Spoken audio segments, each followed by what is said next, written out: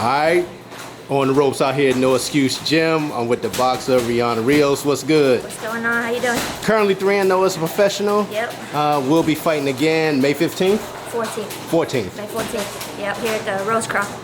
Now, how did you all get started with boxing? My father boxed, so I was always in the gym watching him train and stuff like that. And I got the itch to put the gloves on. Asked my father. He said no first couple times. Finally gave in, gave me a pair. Made me spar the first day. 3 1-minute rounds. He said if I could hang, I could start training.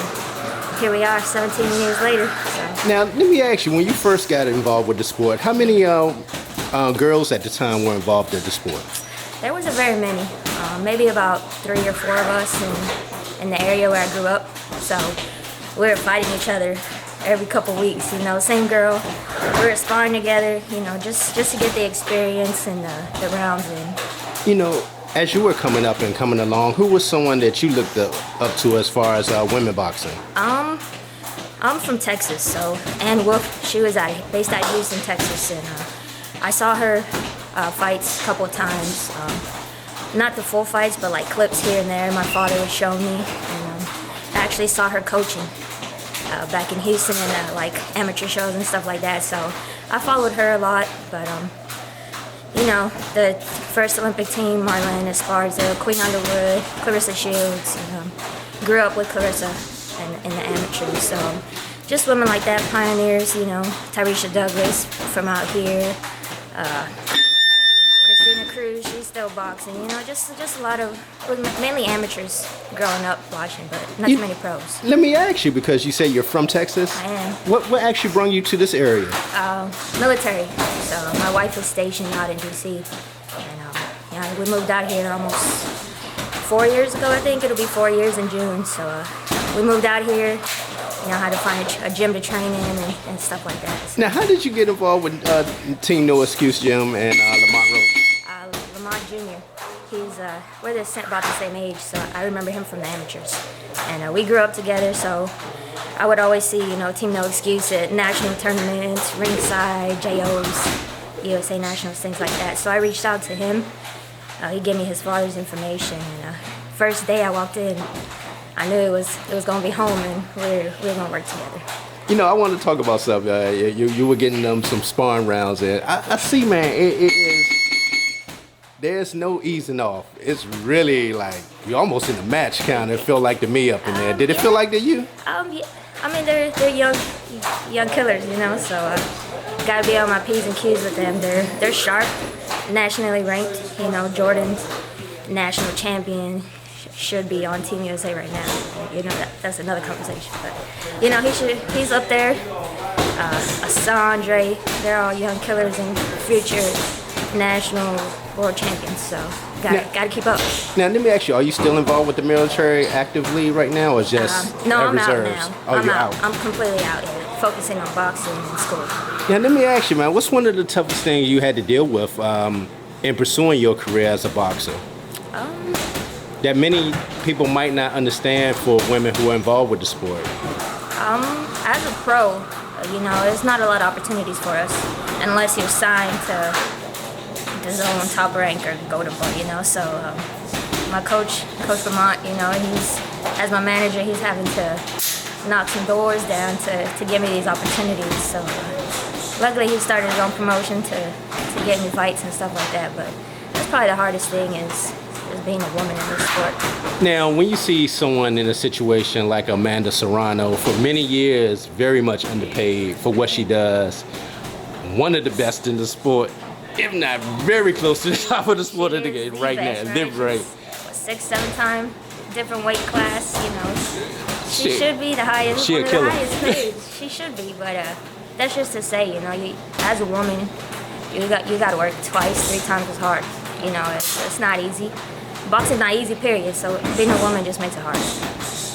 Does it get frustrating at times when you see the disparity when it comes to the money between men and women? For example, you're going to see a big matchup with Kaylee Taylor and Amanda Serrano up in New York, and I know many are going to come out for that. Right. I go back to the time when Amanda Serrano had fought up in New York. I forgot her name. Oh, Heather Hardy. Yes. Matter of fact, that was the same night that Devin Haney fought. Okay. And I would say, being there, that they really came to see that fight. girls, Amanda, right? yes. That's why they were on the undercard, I'm sure, because she brought the crowd. But, It was a huge event. yeah, it is frustrating. You know, they should be making $20 million like the guys are doing. You know, because it's one of the biggest, if not the biggest fight to date right now for boxing. So it's frustrating, but if you love what you're doing, you know, you gotta stick it out. Now, do you see that changing? I do. Yeah, I mean, thanks to people like Amanda and Clarissa, you know, Katie Taylor, all of them, they doing. Michaela Mayer just fought Marlene, you know, they're paving the way. So it's getting easier. I wouldn't say it's easy, but it's getting easier in time. Let me ask you, what's life after boxing for you? I'm gonna try my best to open up a youth center back home for under kids who need help, things like that, keep them off the streets. Hopefully be a strength and conditioning coach. You know, I'm pursuing an exercise science bachelor's degree right now, so I do plan a life after this. But right now, that's the goal was to be a world champion. So I'll worry about after that. You know, it's interesting that you say that, though, that you do plan on going back home. I do for a short period of time, but not to live. You know, I'm gonna retire somewhere nice. I think.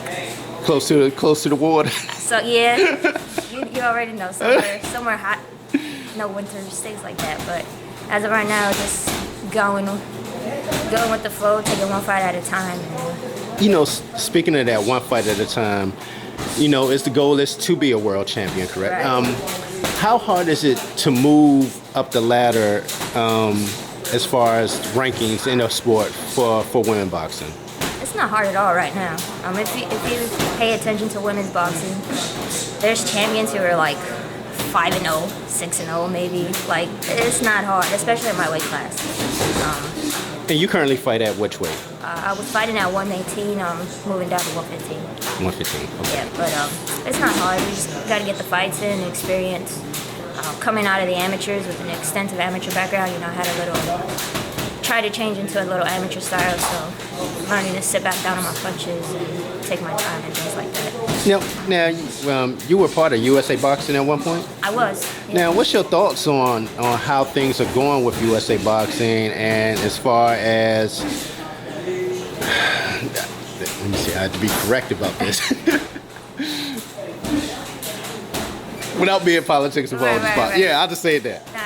It's going. They're meddling. You know, they're meddling now. A lot of them are picking up that European amateur style with the in and out feints and letting quick 1, 2, 3s and check hooking out. So Billy Walsh is, you know, bringing that style in. So they're meddling. They're doing what they're supposed to be doing, winning. As far as the politics go, though, that's not something I'm gonna talk about. Now, I heard Andre Ward talk about the disconnect between them reaching out to the alumni class of USA Boxing, you know, to be mentors. I think that's something that he had a good point about. Yeah, but a lot of the ones who are, I mean, I'm not trying to talk politics, but some of them don't have a good taste in their mouth as far as like the things that went on. What they went through. Right, when they were boxing for the Team USA, so.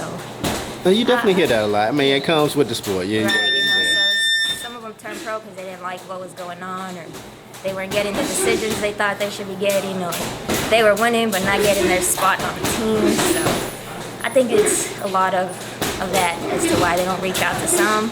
They reach out to the very few who left with a good taste in their mouth, I'd say. Now, let me ask you, how active do you want to be? Because you just fought a couple of months ago. You're going to be fighting again. Are you looking for like 4 fights a year, maybe? Four is good. It's a good number, I think, to start off with. Just staying busy because, you know, COVID slowed it down a lot. So as far as me, I'd fight any time. You know, I'm always in the gym, so whatever Coach Lamont puts in front of me is what we go to. Now, do you know your opponent for May 14th? Not yet. He mentioned a name. He actually just told me. I forgot. Oh yeah, I just heard him talking about that. We just talked about it briefly, but I don't care too much. You know, Coach Demont comes up with the game plan. Him and Coach Clayton talk about it. And you just execute the game plan. They let me know what I should be doing, and I did my best to execute. Well, I gotta say, I'm looking forward to coming out there on May 14th to see you in action out there at Rosecroft. So I'm very much looking forward to it. Can't wait. Look and see you go 4-0 on that night. Appreciate it. Thank you. All right, there you have it. Rianna Rios, currently 3-0, looking to be 4-0 coming up May 14th. We here at No Excuse Gym. We out.